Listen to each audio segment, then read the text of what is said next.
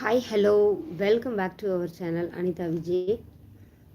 இன்றைக்கி நம்மளோட சேனலில் இந்த லைவ் எதுக்காக அப்படின்னா, ஒரு சூப்பரான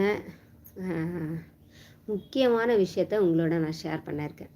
சரிங்களா? என்ன அப்படின்னா, நமக்கு நம்மளோட சேனலில் அங்கீகாரம் கிடச்சிருச்சு. சரிங்களா? அதாவது அனிதா விஜி அப்படின்னு நான் உருவாக்குன இந்த பிராண்டு நேம் அனிதா விஜி அப்படிங்கிற பிராண்டு யூடியூபால் அக்செப்ட் பண்ணப்பட்டு